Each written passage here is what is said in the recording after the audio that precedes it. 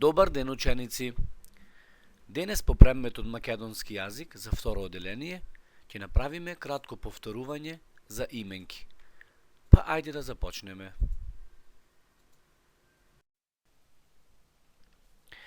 Ајде да именуваме се што е нацртано на сликите. Пчела, сонце, облак, село, куќе, цвеќе, морков, град, девојче, ташна, табла, момче.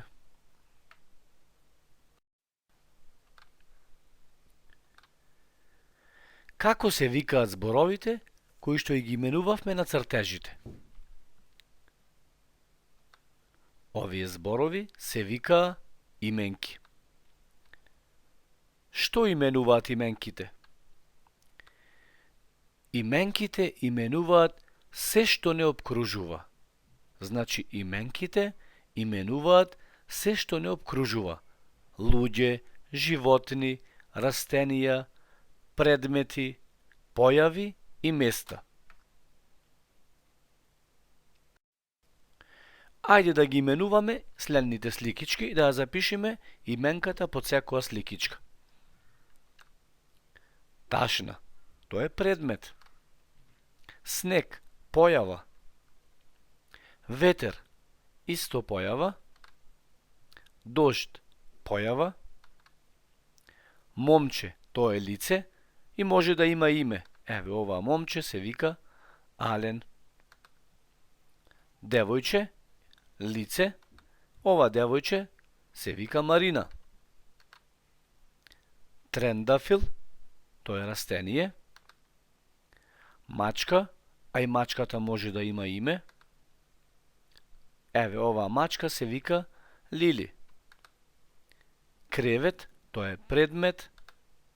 Хармоника, и хармониката е предмет. Ајде да ги разгледаме именките од левата страна и именките од десната страна. Да видиме по што се разликуваат именките од левата страна со именките од десната страна. Од левата страна имаме момче, девојче, река, куќе, мачка, град. А од десната страна имаме Билал, Ана, Вардар, Шарко, Лили, Струга. Што можеме да заклучиме? Која е разликата помеѓу овие именки? Ќе забележиме дека именките од десната страна се напишани со голема буква, бидејќи представуваат имиња. Имињата се пишуваат со голема буква. Ајде да видиме што представуваат овие зборови. Мери, Марко, Гоце, Емин, тоа се имиња на луѓе. Следните зборови Дорчо, Леси, Буби и Шарко, тоа се имиња на некои животни. Струга, Битола, Подгорци, Октиси, тоа се имиња на градови и села, а сите заедно овие зборови представуваат именки, односно имињата се именки. Затоа сите овие зборови се напишани со голема буква. Имињата ги пишуваме со голема почетна буква. Имињата на луѓе, имињата на животни, имињата на градовите и селата, секогаш ги пишуваме со голема почетна буква. Ајде тука сега имаме една игра, која се вика асоцијации. Ќе ги отвораме полињата поред и да видиме дали можеме да го погодиме главното поле и конечното решение. Одиме со А1, Тоше Проески. А2, Горан Пандев. А3, Кире Лазаров. А4, Артим Шакири. Што представуваат сите овие полиња кои ги отворивме? Можеме да заклучиме дека тоа се имиња и презимење на луѓе. Значи тоа се имиња на луѓе. Поле Б1 Скопје, Б2 Охрид, Б3 Струга, Б4 Подгорци. Што можеме да заклучиме за овие полиња кои ги отворивме? Дека тоа се имиња на градови и села, односно имиња на места. Одиме со последното поле. C1 Дорчо, C2 Леси, C3 Шарко, C4 Лили. Што можеме тука да заклучиме? Дека тоа се имиња на некои животни. Значи имаме имиња на луѓе, имиња на места, имиња на животни. Кое би било конечното решение? Дека тоа се именки, имиња. И затоа се напишани сите со голема буква. Ајде да видиме од овие понудени зборови, да ги пронајдеме само именките. А потоа да се обидиме со овие именки, да си составиме по некоја реченица или краток текст. Ајде да размислиме убаво, кои од овие зборови се именки. Тоа можеме лесно да го утврдиме. Тоа се следните зборови. Велосипед, тоа е предмет. Шарко, име на животно. Дрво, растение. Филип, име на човек, на луѓе. Клупа, тоа е предмет. Дожд, појава. Книга, предмет. И сонце, појава. Ајде во следните реченици да ги пронајдеме именките. Прва реченица. Дарко вози црвен автомобил. Во оваа реченица лесно ќе препознаеме дека именките се Дарко и автомобил. Втора реченица. Маја јаде јаболко. Првата именка е Маја, а втората именка е јаболко. Третата реченица. Кучето живее во дрвена куќа. Во ова реченица именките се кучето и куќа. И последната реченица. На дрвото има розеви цветови. Тука именките се дрвото и цветови.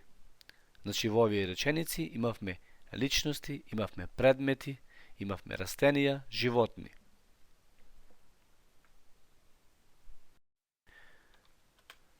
Да повториме што научивме денес.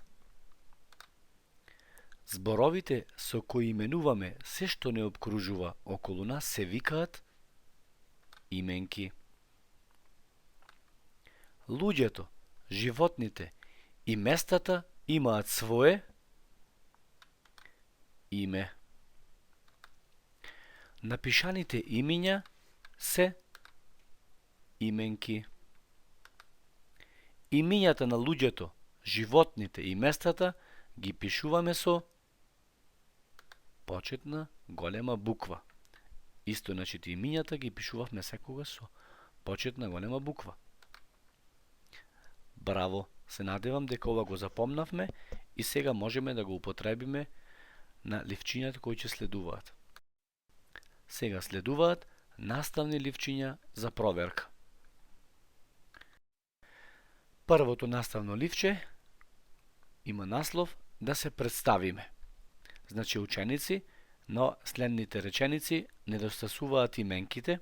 Вие ќе треба во вашите тетрадки да ги препишете овие реченици и да дополните именката која недостасува. Затоа, видеото ќе го паузирате, се додека не ги напишете речениците и именките кои треба да се дополнат. Потоа, ќе продолжиме со следното ливче.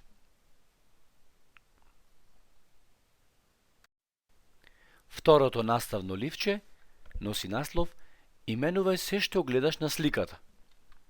Значи, ученици, во вашите тетрадки треба да ги напишете сите именки кои ги забележувате на следната слика. Значи, започнуваме со ред, откако ќе ги напишеме именките, сите именки кои ги гледаме на сликата, потоа ќе преминеме на наставното ливче број 3. Во меѓувреме, треба да паузираме презентацијата и да ги напишеме сите именки, а потоа ќе продолжиме на наредното ливче.